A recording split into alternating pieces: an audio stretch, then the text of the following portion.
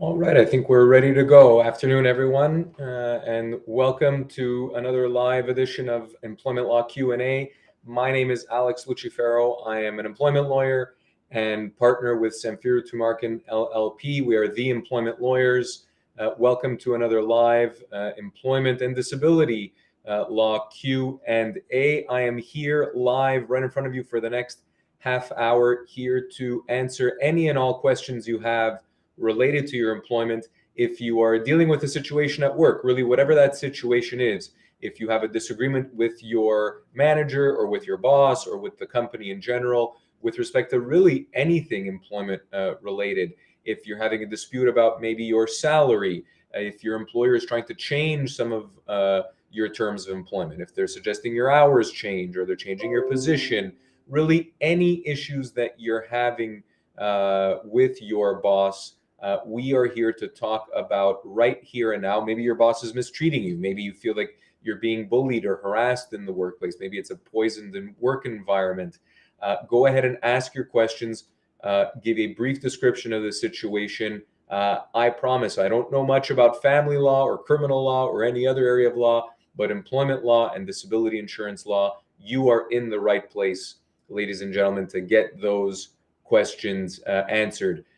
Before I get into maybe a couple of topics that I wanted to chat about today, couple of pieces of contact information. So if you want to get a hold of us, perhaps off air, and want to contact us at the office, I'll give you the website first. Our website is employmentlawyer.ca. That's employmentlawyer.ca. Go ahead and visit our website. We've got a ton of resources available for you there. Ton of blog articles, news posts, videos, articles about all of the basics when it comes to employment law, whether it's severance related or any other issue under the employment law sun. That should be your starting point. Employmentlawyer.ca should be your starting point. You can read up perhaps on the situation that you're dealing with. And then, of course, all of our contact information is on our website. If you want to give us a call at the office, or alternatively, if you want to reach out to a lawyer, again, all of our contact information for our various offices across Canada are there. And speaking of phone numbers, the phone number is in front of you. If you want to give us a call, we have an intake team, an entire department ready to take your calls and answer your questions and put you in touch with the appropriate person.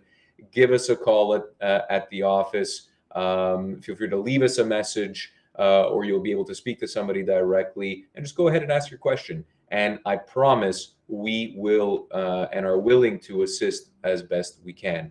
We also have a general email address if you want to email us directly. That email address is help@employmentlawyer.ca. Go ahead and send us a quick email. If you can't give us a call or you don't want to give us a call, go ahead and email us at help@employmentlawyer.ca.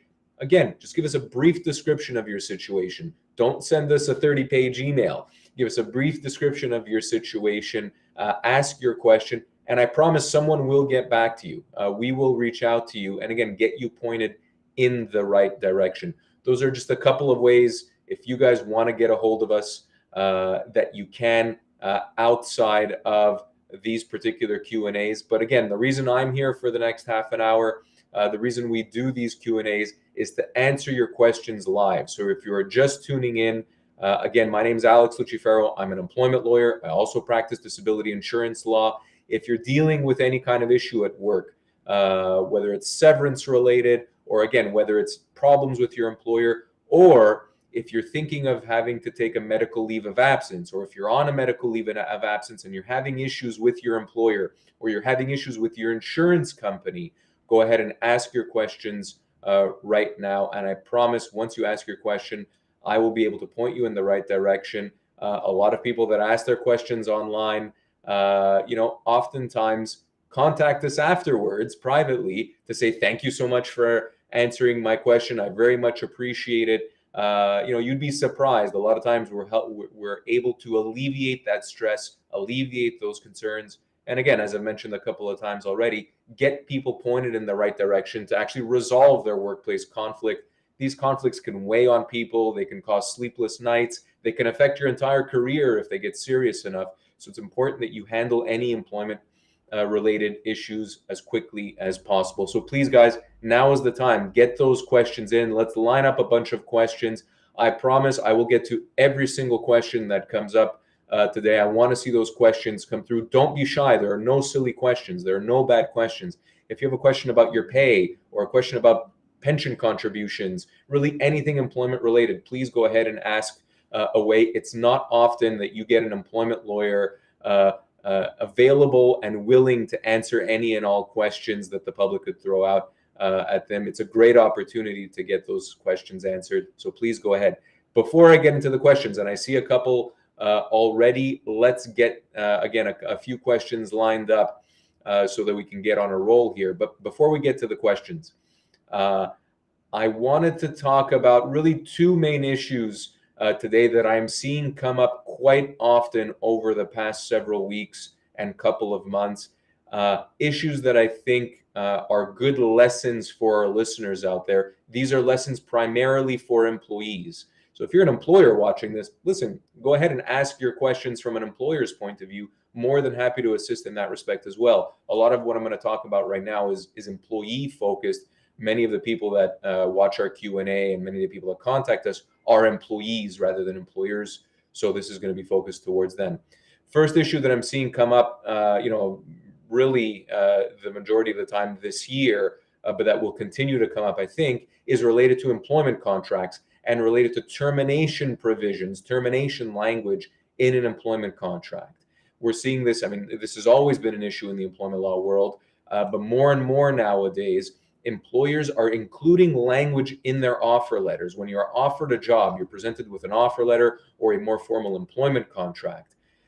Really 9 out of 10 times nowadays, we are seeing termination language in those contracts, in those offer letters that tries to limit an employee's severance entitlements. If you are being offered a job, if you are on the job hunt and you get a job offer, it's important to keep an eye on that kind of language. A lot of times you're thinking of course, salary when you're getting a job offer. You're thinking of benefits. You're thinking of vacation, all of those other perks that, of course, we look for.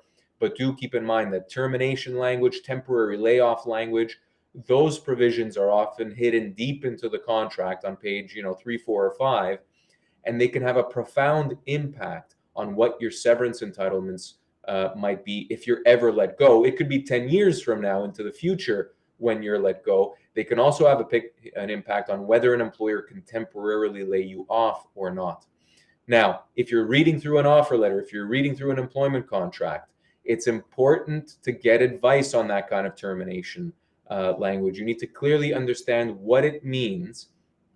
And I do also have to say, oftentimes, those kinds of provisions are negotiable. If an employer is very much interested in hiring you, you can oftentimes negotiate the terms of a severance provision and actually get something reasonable rather than just the bare minimums that an employer will likely offer. Keep in mind, an employment contract is there not to protect the employee. An employment contract is there to protect an employer and give an employer all of the legal mechanisms available to it in order to protect itself, not to provide benefits to employees. And so keep that in mind as an employee. When you see termination language and you see layoff language, when you see lots of kind of legalese in an employment contract, listen, don't think that's protecting you. That's protecting the employer and benefiting the employer and not benefiting you. So lesson number 1 is, if you're dealing with an offer letter, make sure you get that employment contract, that offer letter reviewed with an employment lawyer. I review employment contracts with people all the time. Oftentimes it doesn't take more than half an hour to go through an employment contract and make some edits and give some tips and some suggestions as to what the contract should look like. And a lot of times those contracts are negotiable.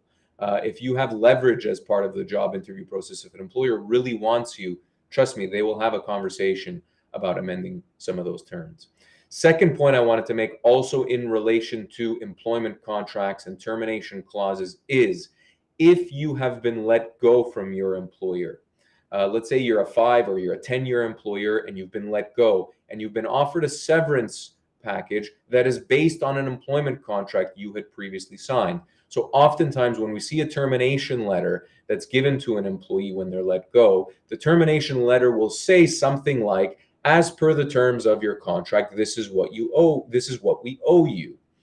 I can tell you guys that, again, probably 9 out of 10 times, if not more actually, the termination language in employment contracts, particularly employment contracts that are a year or more old, so contracts from even 2020 and even 2019, certainly, almost all of those contracts will be unenforceable for one reason or another. That is a good thing for an employee. What that means is the employer will not be able to actually limit the employee's severance entitlements to what's in the contract. Oftentimes, an employee has leverage and bargaining power and the legal arguments to be able to ask for more, to be able to ask for severance, not based on what their contract says, but based on their age, their position with the company, and their years of service with the company.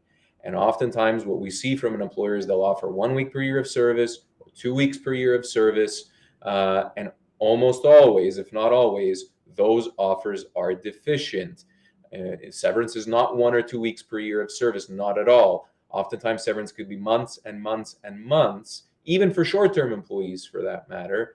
And severance could be as much as 24 months of pay, 2 years of pay for longer service employees. So the lesson there, guys, again, when we're talking about termination language in employment contracts, the lesson there is don't just assume that when an employer points to an employment contract about severance, don't assume that it's enforceable. Make sure, again, that you get advice from an employment lawyer, that you speak with an employment lawyer about your severance offer.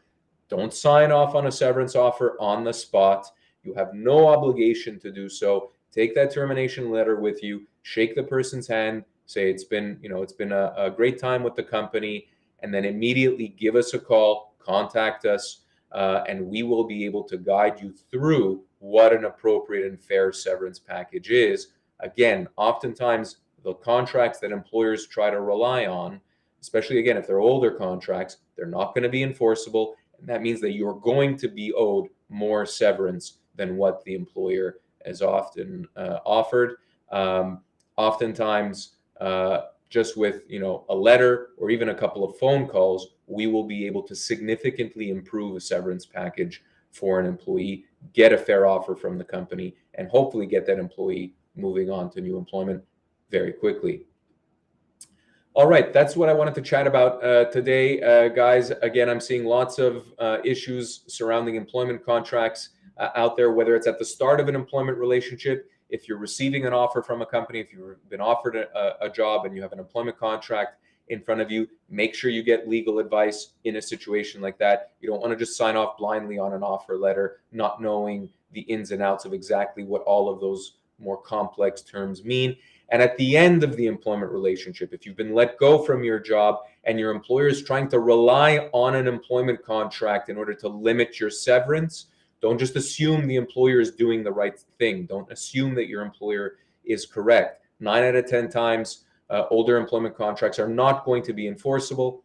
Actually, I would say more than 9 out of 10 times, almost 10 out of 10 times, really, older employment contracts are not going to be enforceable. And that means that you're owed more severance, certainly. And again, you want to get advice in a situation like that. You need to speak with an employment lawyer. Please give us a call, send us an email, get in touch with us however you'd like. Visit our website. But you need advice in a situation like that, just like you would need for any other situation. All right, let's get to a couple of the questions, guys. Thanks to those who have asked. Let's get it rolling. First question, do you practice in the USA? Unfortunately, we don't. This is from Token Box on YouTube, I believe. Asked, do you practice in the USA? We do not. This is a live Q&A that's focused on effectively Ontario employment law. Ontario is a province in Canada. We do also have offices across Canada. We have a couple of offices in Ontario, one in Toronto, one in Ottawa. We have an office in Calgary, and we have an office in Vancouver as well. If you are in any of those provinces, British Columbia, Alberta, or Ontario, and you're dealing with an employment issue, do not be shy to reach out. We will put you in touch with your respective office and get you the advice that you need with respect to your situation. We don't have an office in the United States just yet. Who knows? Perhaps one day. It should be noted, employment law works very, very differently in the United States. And so if you're tuning in from the US, many of the states in the US have what's called employment at will.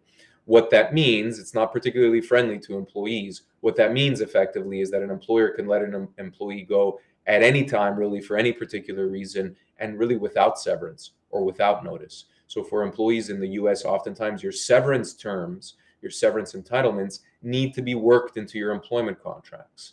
If you don't have any severance provisions in your employment contract, you might not be owed anything, depending on the state that you're in. Employment laws differ state to state.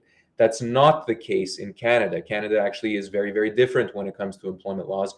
Our employment laws are actually quite more or much more employee friendly.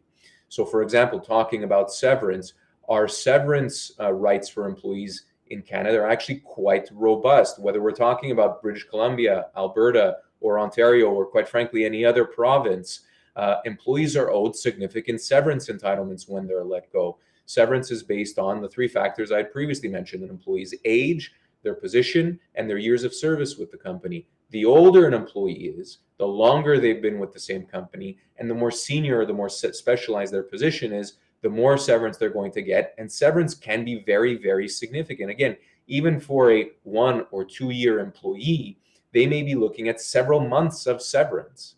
And really, the point of severance in that respect is that it's meant to hold an employee over until they can find that next job being ideally a comparable one. And so oftentimes that could take several months. Even for a short-term employee, it might take you 3, 4, 5, 6, 7 months to find the job. And that's what the severance is for. And severance ultimately will be along those lines for shorter-term employees. And of course, the longer you've been with the same company, the more severance you're going to get. So unfortunately, we don't practice in the US, but certainly Canadians should be grateful that, again, our employment laws are quite robust in Canada and quite employee friendly. All right, next question. Sapphire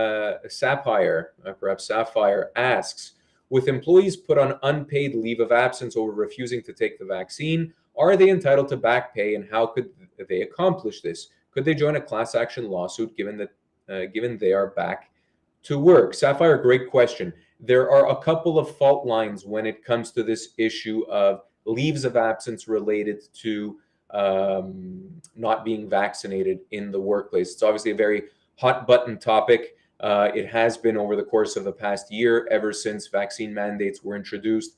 It was more or less last summer. And so let me explain those fault lines, Sapphire. The first one is whether you are a unionized employee or not. If you are a unionized employee and you're dealing with this issue of a leave of absence as a result of a vaccination policy, unfortunately, a unionized employee, really whatever the issue is going to, their employment at least, is going to live and die by what their union decides. So if you are a unionized employee and your union has filed a grievance against the employer with respect to back pay or with respect to these vaccination policies, well, that's positive. You've got, hopefully the union takes that grievance all the way and is ultimately successful on the issue of back pay. If your union is not supportive in that respect, so if you're a unionized employee and your union has decided not to pursue any vaccination policy related issues, if they agree with an employer's vaccination policy, well, unfortunately, again, as a unionized employee only, you are out of luck. Again, your employment terms live and die by what your union decides for you. They are your legal representative when it comes to employment law.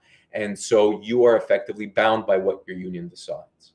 And again, that, unions can be quite positive in many respects, right? The pay is oftentimes better. Job security is better. However, there are a couple of issues when it comes to unionized work environments. Again, you are limited by what your union decides for you when it comes to your employment. The second issue is severance related. If you are ever let go from a unionized position, your severance entitlements are oftentimes going to be quite minimal. And so those are the difficulties when it comes to a unionized work environment. Now, when it comes to a non-unionized employee who has been put on unpaid leave as a result of a vaccination policy, back pay becomes much more of a realistic a goal to pursue. The logic and the legal argument is as follows, Sapphire. Depending on your industry, and there's really only one industry where these vaccination policies were enforceable, and that is long-term care homes. If you didn't work in a long-term care home, it is quite arguable that these leaves of absence as a result of a vaccination policy were illegal to begin with, were unenforceable to begin with. Almost always, an employee can treat an unpaid leave of absence, which is basically a temporary layoff. I mean, they're one and the same thing, effectively sending the employee home without pay. Again, in a non-unionized work environment, you can treat being sent home without pay as a termination. It's what's called a constructive dismissal. A constructive dismissal is a significant change to the terms of your employment that hasn't been agreed upon. And of course, what could be a bigger change? What could have a bigger impact on your employment terms than being sent home without pay? Again, that would effectively be a termination and what's known as a constructive dismissal. So if you consider the leave of absence, Sapphire, as a constructive dismissal, that is effectively a termination, at which point in time you would be owed severance. Now, if since then you have gone back to work, that is effectively an employee. The legal term that's used, at least, is called mitigating their damages. Effectively, you have capped your losses because you returned back to work and started earning income again. So the conversation at that point in time changes from one of severance, because again, severance is meant to hold an employee over until they can find another job or recover the loss of their income, which you've done by returning back to work. The conversation then turns to, okay, well, the leave of absence was still a constructive dismissal. You still suffered a loss there because you went a certain amount of time without pay, and that's the back pay that you're pursuing. So I don't know if a class action, as you mentioned, is necessarily the correct answer to your question. Actually, I think class actions are quite inefficient when it comes to these kinds of legal proceedings. You're probably able to resolve your matter much more successfully and much more quickly on your own rather than through a class action. But certainly there is an argument there to pursue with respect to back pay. Whether you call it back pay or whether you call it severance for that time period, you're effectively talking about one and the same thing. They are damages as a result of the loss of your employment, that loss being triggered by being placed illegally on an unpaid leave of absence. Sapphire, I do have to say, these situations are very, very fact specific, and you can have a potentially stronger case or even potentially a weaker case depending on the specific circumstances of your employment, the circumstances of the leave of absence, how the employer implemented that leave, what you agreed and didn't agree to, whether you were working from home at the time or not, et cetera, et cetera, et cetera. So in order, before you reach out to your employer about back pay or threaten that you're going to pursue them for severance, do yourself a favor, give us a call. Let's have a chat off air. I'd be more, or any one of our lawyers would be more than happy to walk you through the situation, give you the tailored advice that you need in order to know exactly what you should be doing in your specific circumstances. Don't be shy to reach out to us in that respect. Listen, we have dealt with lots and lots of vaccination policy issues, whether they're leaves of absence or whether they were out and out terminations. And I can say we have successfully resolved many of them. And so again, I think it might be worth a conversation.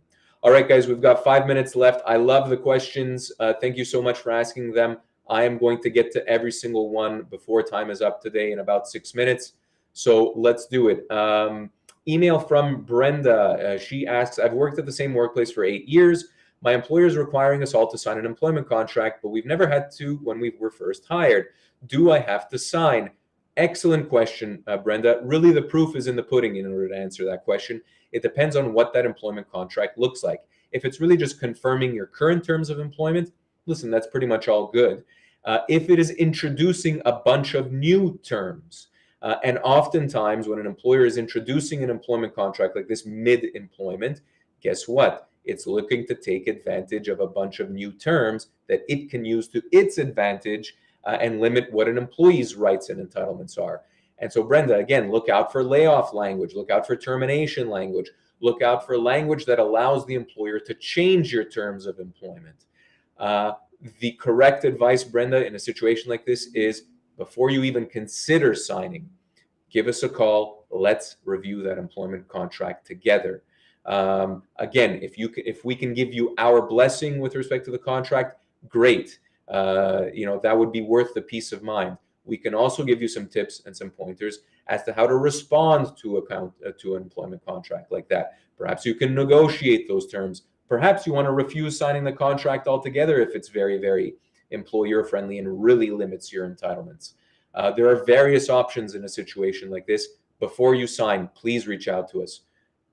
Go to our website, employmentlawyer.ca, find our contact information, reach out to us immediately, or contact us at help@employmentlawyer.ca. Listen, even if it's on an urgent basis, we can be in touch very, very quickly and review that employment contract before you have to sign off. So please reach out.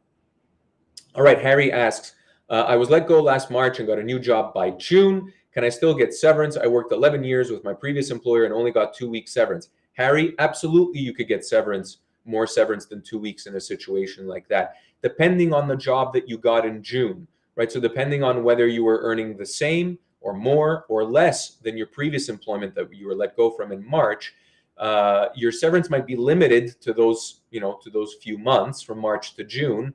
But if the job you found in June was actually making less than what you were making in your previous employment, you would still be owed severance beyond that.